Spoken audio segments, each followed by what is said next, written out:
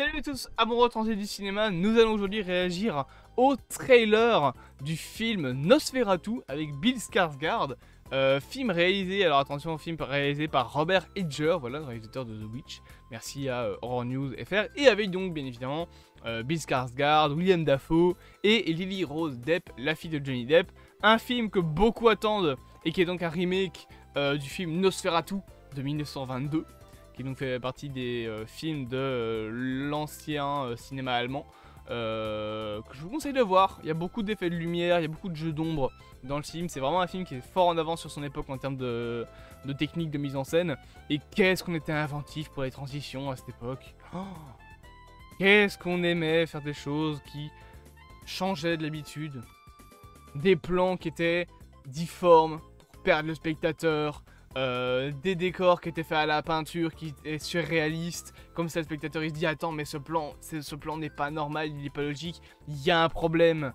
Oui, il y a un problème, il y a un vampire dans mon film, tout est déformé, tout est disloqué.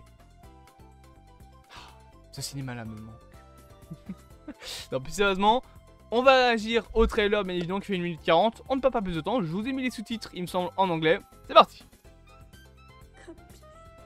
Ils sont en anglais.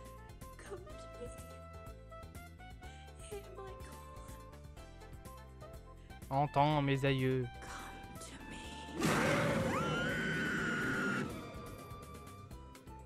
Ok.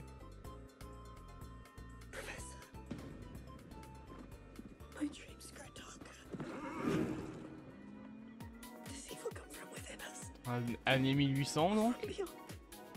Ah, William Dafoe. Putain, la moustache, frère.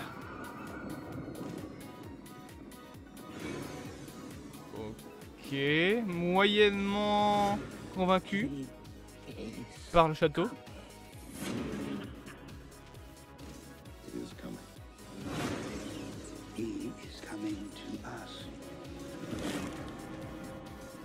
Il a tapé un coup dans le pigeon. Who is coming to my child?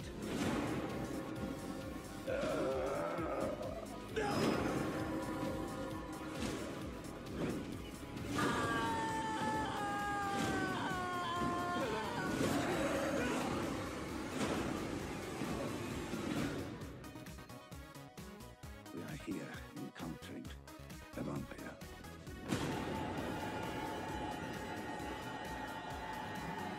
Oh, les orgues. Nosferatu.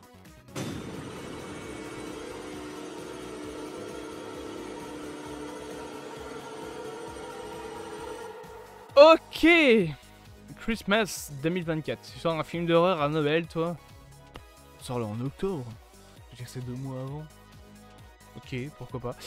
Alors, il y a beaucoup de choses à dire. Je suis un grand fan des films de vampires des années 20, 30, 40 qui avaient une ambiance très esthétique avec encore une fois du noir et blanc. D'ailleurs à l'époque Nosferatu il était carrément jaune sur certains trucs, comme un peu le cabinet du docteur Caligari pour ceux qui connaissent. Je suis très fan de ce genre de film.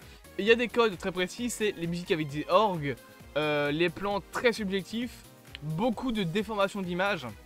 Par exemple, il y a un plan, moi, qui me dérange un petit peu. C'est le plan du château qu'on voit donc ici. Là, pourquoi cette taille? Le château de Dracula, enfin de Dracula, c'est pas vraiment Dracula dans Nosferatu, je sais plus vraiment c'est qui. En tout cas, dans cette version de Nosferatu là, je sais que c'est pas Dracula, mais en tout cas, le château du fameux vampire, c'est censé être un château énorme. On est censé être surplombé par le château. Là, le château, il est trop petit. Il aurait fallu qu'il fasse 2 fois la taille.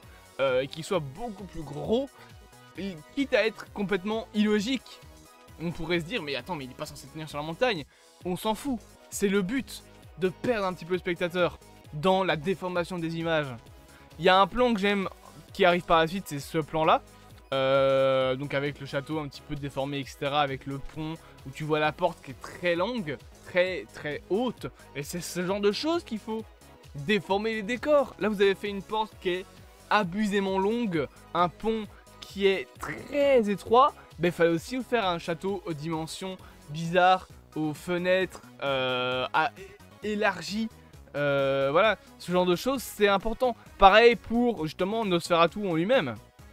Nosferatu, il aurait fallu prendre peut-être pas Bill Skarsgård, prendre peut-être par exemple, je sais pas moi, Javier Bardem, qui est un acteur très grand, et donc faire un Nosferatu très large, qui aurait pu un petit peu se poser comme le Slenderman, comme dans le premier film, être un peu dans l'ombre avec juste une session entre la lumière et l'obscurité où tu le vois, avec les deux dents qui passent.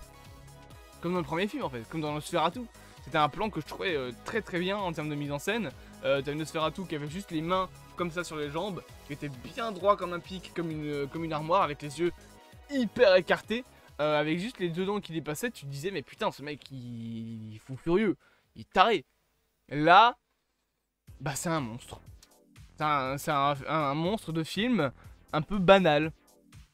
Voilà, il n'a pas une ambiance qui me détache du reste des ambiances de films d'horreur. Ce sera probablement très cool, ça a l'air d'être très cool, mais ça n'a pas une patte bien spécifique. Faut chercher dans l'image quand on fait un truc.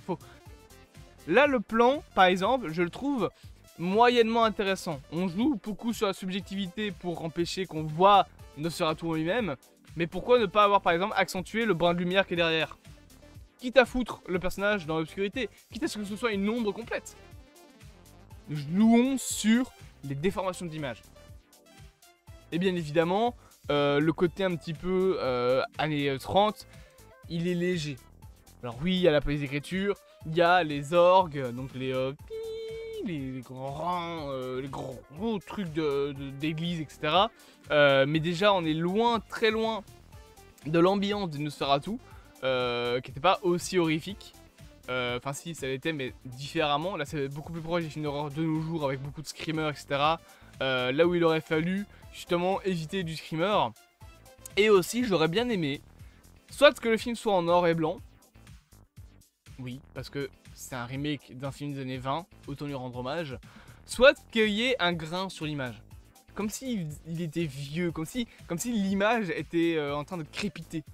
Ça aurait été intéressant comme esthétique, puisque c'est censé être un hommage à un vieux film. Mais bah c'est loupé.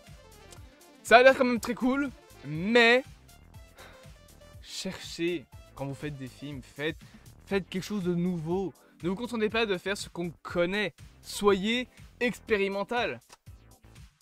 Il y a une catégorie dans le cinéma que je déteste devoir entendre, c'est le cinéma expérimental. Mais ce cinéma expérimental là, ça devrait être la norme. Tous les réalisateurs devraient pousser leur concept à fond au cinéma. Et quand le spectateur arrive, il doit se prendre une claque à chaque film.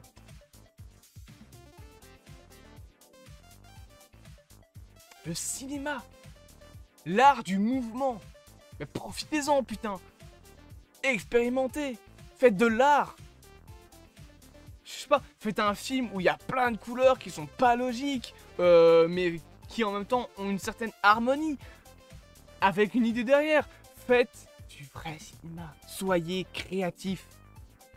Vous contentez pas de faire un énième film qui reprend l'esthétique des années 80. Vous faites un film qui reprend l'esthétique des années 80, utilisez cette esthétique-là pour vos transitions, pour vos musiques, pour le grain de l'image, pour l'étalonnage, etc. Stranger Things le fait plus ou moins avec succès là-dessus, pour ce qui est des transitions et des musiques. Mais je trouve par exemple qu'ils auraient pu étalonner en faisant des couleurs plus saturées pour les plans qui sont pas horrifiques. Quitte à désaturer entièrement, à la limite du Zack Snyder, qui est quasiment en noir et blanc quand il fait ses films. Je sais pas, par exemple, ce contraste-là dans Stranger Things aurait été intéressant. Faire des scènes qui sont pas horrifiques, avec plein de saturation de couleurs, c'est les années 80, c'est pop, ça pète de partout, il y a plein de colorimétriques partout. Et dès qu'on passe dans une scène d'horreur, paf! Contraste énorme. Tu jauges, tu sens le contraste qui commence à descendre de plus en plus, et tu passes de la couleur abusée au contraste désaturé. Où on voit légèrement les touches de couleur, mais tu sens qu'il y a un problème. Expérimentez des choses quand vous faites des films. S'il vous plaît. J'espère que cette vidéo vous aura plu. Bien évidemment, n'hésitez pas à vous abonner, à partager, à liker et à commenter. Et on se dit à bientôt pour une prochaine aventure.